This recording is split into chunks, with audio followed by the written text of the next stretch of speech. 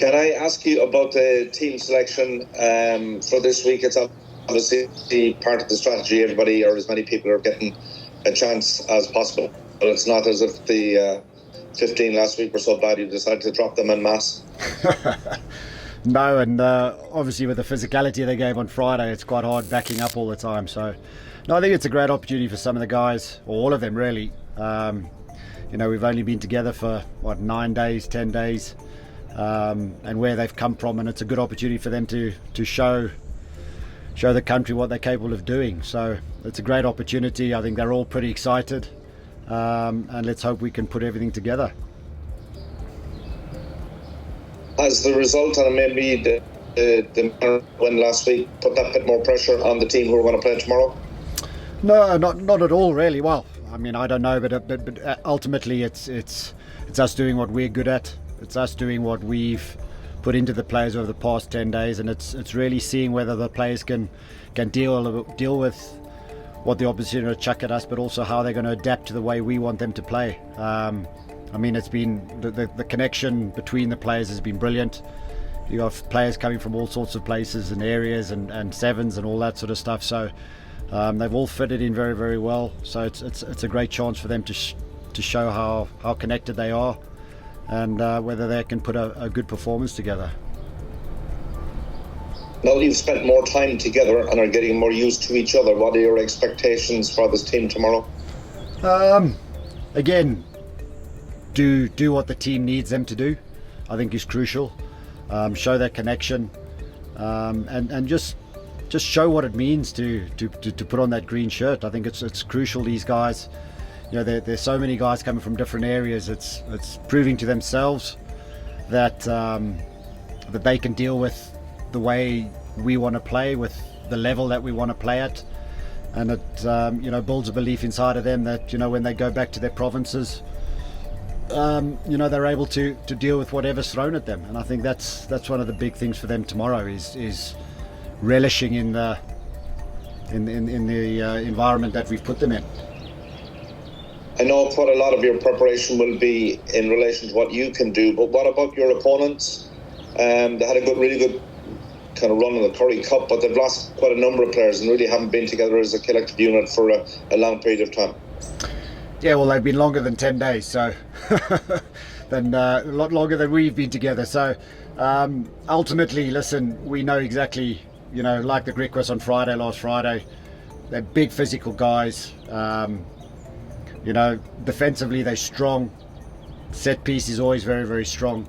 So it's making sure we can adapt and then go and make the right decisions on the back of it. I think where we've got the upper hand at the moment is our fitness. I think the fitness is something that's massive, and we've driven that with our players, is that fitness will come through by the end of the game. So but yeah, the opposition we've got, they're big, they're strong, they kick a ball a country mile, and they've got some great speed out wide as well. So we've just got to make sure we adapt to it.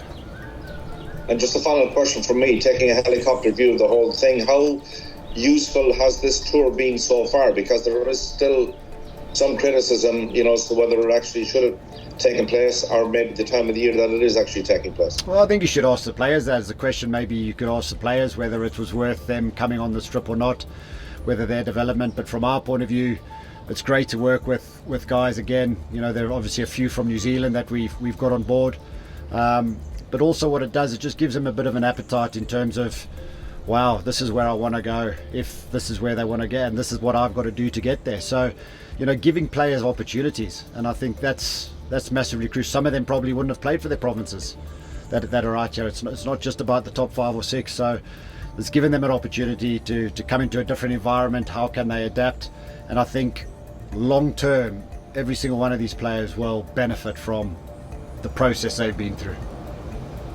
Mike, a word on Roman, because it is a little bit strange seeing an Irish team and you see an American player there in your squad, but it also looks like he's quite mobile for his size and a player that could be a massive asset to Irish rugby going forward.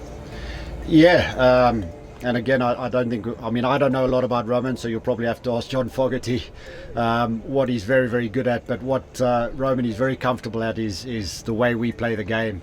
in terms of his skill level. He's very calm on the ball, and he made a couple of good line breaks there last Friday.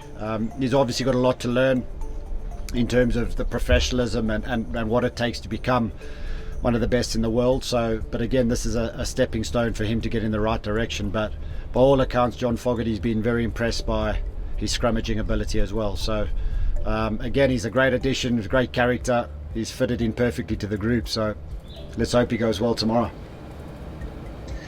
And just lastly, judging by your game last week, it looks like you guys want to play a game where you earn the right to play an expansive game towards the latter end.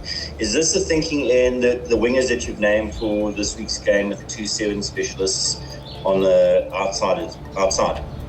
No, we don't particularly. We just play to where the space is. I think that's our sort of motto going forward, is where's the space, it's easier to, and how do we get to the space.